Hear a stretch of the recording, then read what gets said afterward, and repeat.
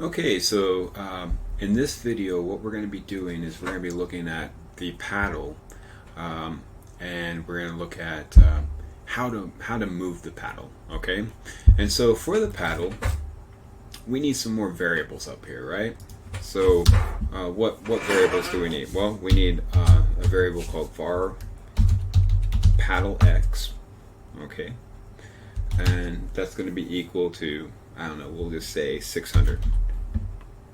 And then we're going to say var paddle y, and that's going to be equal to, so it's 600 high, like the height is 600, so we might want it somewhere around 580.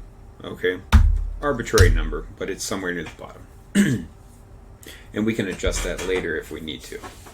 So we have paddle x and paddle y, and so why not do this? Let's just go ahead and create a function. And guess what this function is going to be called? It's going to be called draw paddle. And in here, we're going to have, I guess, a blue paddle. Okay, so we're going to just create a blue rectangle. And so we're going to say,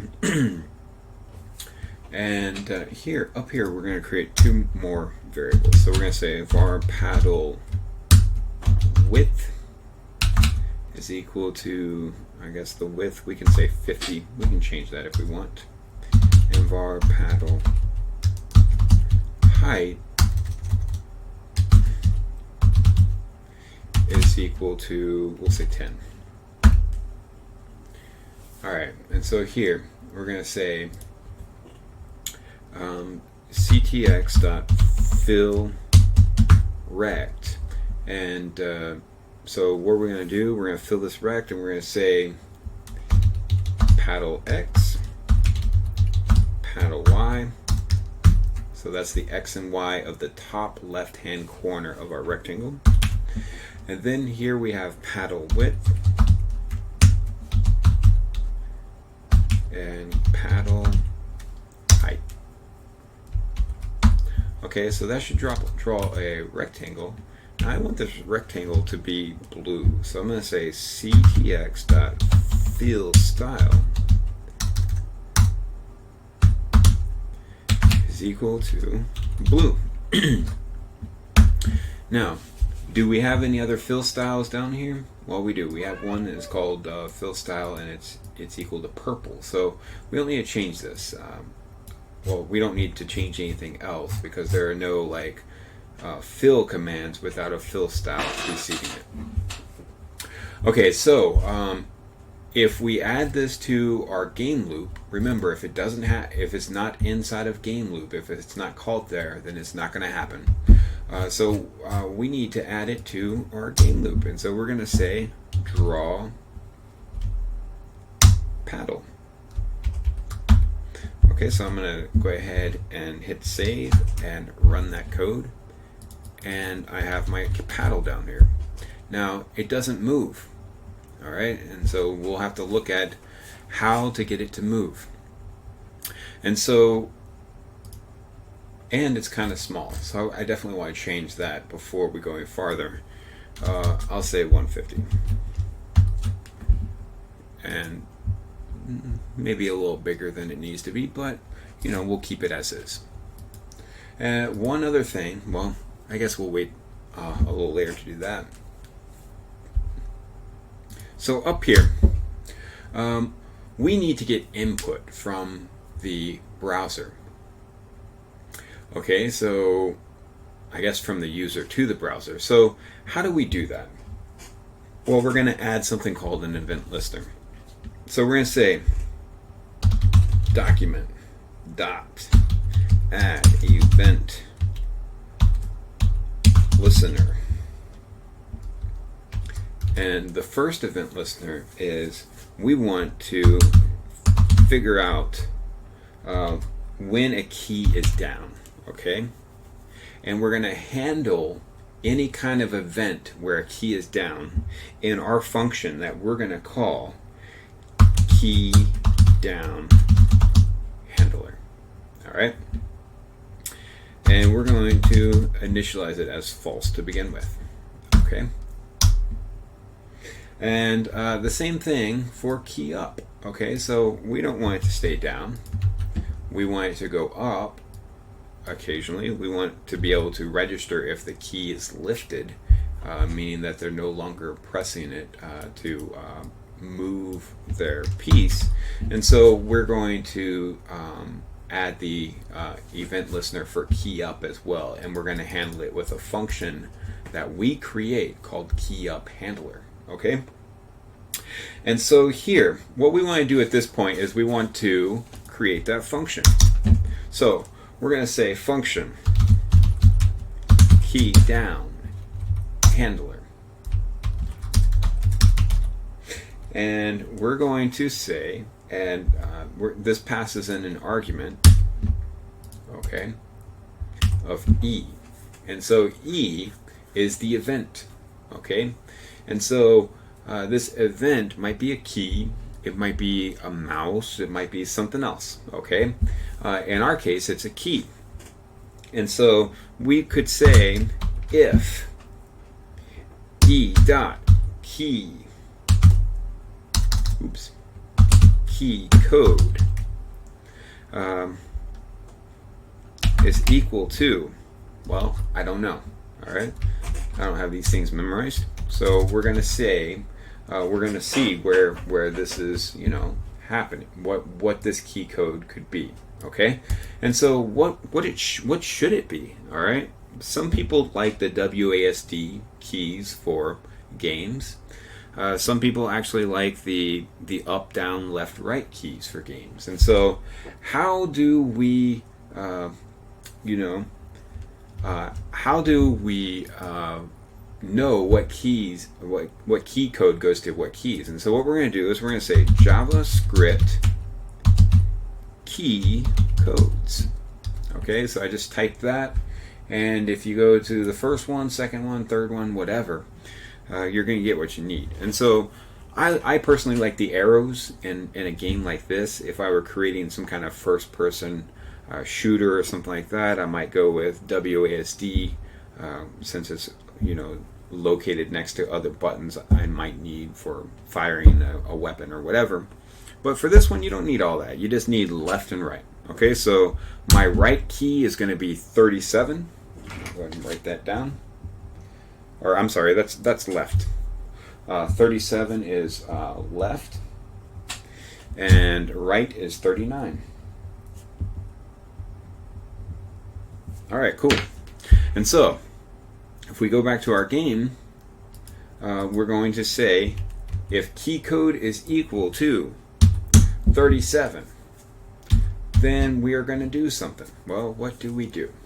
Well, what we want to do, we don't want this function here, so I'm not going to, I like to have all my variables up at the top, and then after the variable list, we start our functions. Okay, so these are all of our variables, or kind of access to variables, and down here we start all of our functions. Okay, so here we're going to say if key code equals 37, then it's left, right? So we actually need to do something before we deal with that. We're going to say left pressed is equal to false. So we're going to create this variable called left pressed, and we're going to say equal to false. That's a Boolean value. Booleans can either be true or false. Either it's being pressed or it's not. Okay, and we're going to do the same thing for right pressed. And I'm going to go ahead and change that. And so we have var left, var right. Looks good. And here, so if E code is equal to 37, we're going to say left pressed is equal to true. All right, I'm going to copy this if statement, and I'm going to change it to an else if. So we have an if here and else if here. So if this is not true, it's going to try this. Okay, and then if this is not true, it's not going to try anything else. All right. we want this one to be 39. And so if the key code that's being pressed at that moment is equal to 39, we want write press to be true. All right. And so here, for the key up handler, we're going to basically copy this whole function here and change it. So I have key down handler here, and I'm going to create this one and call it key up handler. So this is when they release that button. And so if key code is equal to 37, we're going to set it equal to false. So this event where they just release this button and it was the left button, so we set that Boolean value to false, and we're going to do the same thing here. Okay, so we have the event happening. Okay, so how do we know if the event's happening? All right, so what we could do is we could go to the console and we could say left is being pressed. Now this is a little bit overkill, but some of y'all are going to be brand new learners, and so as far as JavaScript is going, so we got to get used to all the tools that are available for us. Okay, so console.log. All right, so let's actually open this up. And how do we get to the console? Well, if we hit inspect, and let's change the location of this. Oops, I do not want that to happen. Oh, right here. That's what I want. Okay, so, and I'm going to do this, and I'm going to go to console. All right, get rid of that. And so, what I want to do is I want to hit my left button. And as I hit my left button, we see that the canvas is acknowledging that, you know, it's saying left is being pressed. And if we hit right, we see that right is being pressed.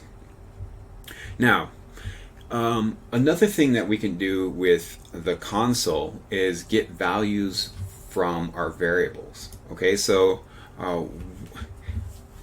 you know, this is not, you know, really useful at this point, but what if we wanted to figure out what our paddle x was at that moment? We could say paddle x, and it would give us the exact value that paddle x is at. You know, if we wanted to say ball x, you know, at that moment that we typed this command, the ball x was at 180. And at that moment, it was 525. All right, so that's pretty useful, especially if you're trying to figure out where your errors are happening, or you know, why some unexpected behavior is happening. You can go here and check out the values for those variables, and that will definitely help you out. Or you could just you know, log them to the console, and that's even more helpful in most cases, because you could catch it while it's running a command, and you wouldn't be able to do that with just this right here, just checking it on your own. Okay, and so let's go back to our code. Now we don't really want this here. Okay, that was just kind of a teaching moment, and to show that, you know, hey, it's really accepting what we are doing here. We're going to create yet another function, and we're going to call this one movement. Okay, and so movement's going to have two things. It's going to say if left pressed, and we're going to say else if right pressed. And so what this is going to do, this statement right here is just going to check to see if this is true. It's kind of like doing this. It's going to say if left pressed is equal to true, do this. But it's shorthand, okay? So you'll see me write this shorthand all the time. So if left pressed, what do we want to do? Well, it means that they want their paddle to go left. And so we want to come up here and we want to give our paddle a speed. So I'm going to say var paddle speed is equal to 5. Okay, we might be able to change that later, but so what we're going to say is paddle x. If it's left, we are subtracting. Okay, so we go minus equals paddle speed. Okay, and then here, copy and paste that. And if we're right, we're going to be adding to the x. Okay, so we're going to save that, and I'm going to run it.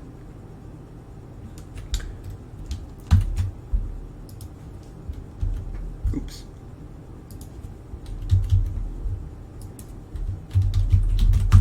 Oh, rookie mistake. So what has happened here? I'll give you a moment to figure out. So it looks like this code is perfect.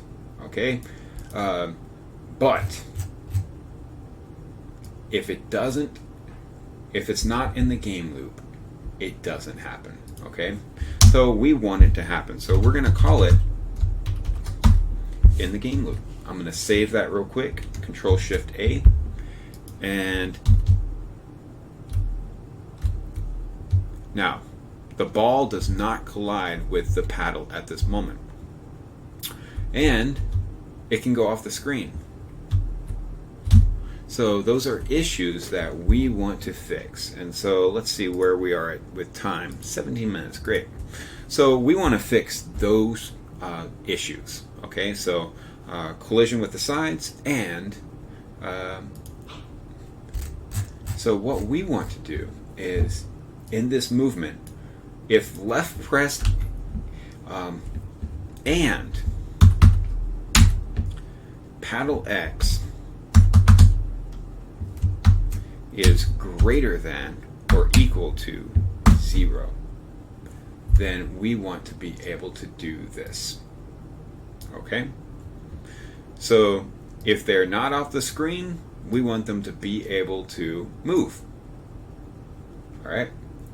And actually what this should say is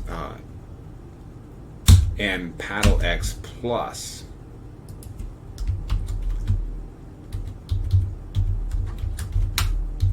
and this will be paddle speed. So this will be like seeing what the next move is. If the next move is going to go off the screen, well, we don't want it to happen. Okay? And so basically this is going to be very similar to this, except, well, actually this is not going to be that, because we want it to be a minus there because we're going left.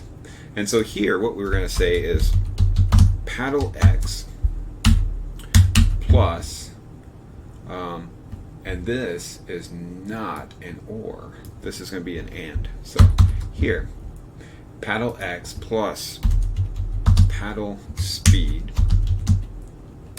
plus paddle width is less than or equal to, and we're going to say 1200. Now, why is that? Well, we have this paddle X and the paddle width. So the paddle X is the left side of that rectangle, plus the paddle width, and then now we're suddenly at the right side of the rectangle. And then if we add paddle speed, then we don't want that to go off the screen. So let's go ahead and see if that works. So I do that, and bam. Okay, so there seems to be an issue. It has been stuck right here. Okay, and let me go ahead and refresh this just to make sure that so what's happening is, okay, so after looking at it, we have this extra D here, And so I could have looked at that through the console, but those things happen. So I'm going to go ahead and save that and run it. And what we have here is it goes to that edge, it goes to that edge, and looks great. Okay, and so what we want to do now is make sure that that ball, when it is going to hit the paddle, that it bounces up before it hits the edge of the screen. So how do we do that? Well, that's going to be up in collision. Okay, so collision is going to be another if statement here. We're going to say if ball X is greater than paddle X,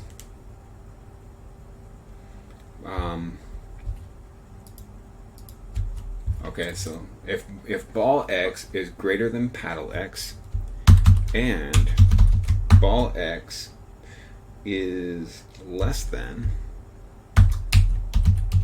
paddle X plus paddle width, what do we want to do? Okay, so in this case, what we want to do is say the Y. So ball Y, basically, we want to say ball Y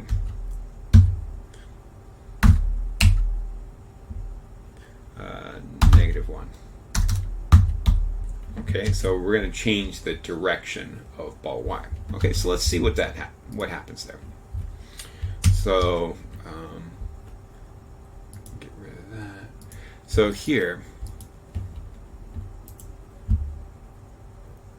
oh wait, so that's ridiculous. So what we want to do is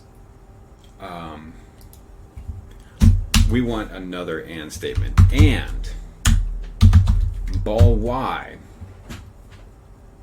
is plus radius is greater than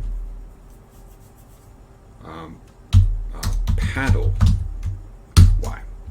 Okay, so if it has gone into the paddle any bit and we're within the outside edges of our paddle, it means that there has been a collision. Okay, and so let's save this and see if that fixes our issue there. Okay, so it should bounce off the paddle instead of disappearing. That's something new. So here we have ball Y. That's not what we want. What we want is ball Y delta. Okay, so I don't have these lessons super scripted. I sometimes thinking off the top of my head, and so these mistakes happen. And when you are learning, you're going to find out that these things happen much more often than you really want. But if you see now, it is bouncing off our paddle, and everything looks great. Okay, it is super smooth, not choppy at all, and yours is changing colors when it's hitting the wall. So we have accomplished what we wanted to in this video. Now, what we could also add here is we could also add the ability to, sometimes it does some weird stuff. We could change that if we really wanted to, but you could also call that a feature. Okay, so if you get the very edge, then you're able to kind of carry the ball on the paddle, but you're risking the ball hitting the back of the canvas and giving you a game over screen. Okay, and so what we want to do is, instead of it bouncing off this edge right here, okay, instead of bouncing off that edge right there, we want for the game to be over. Okay. Well, actually, you know what? Let's not touch that in this particular lesson. Okay. So I think for this lesson we have accomplished exactly what we wanted to do.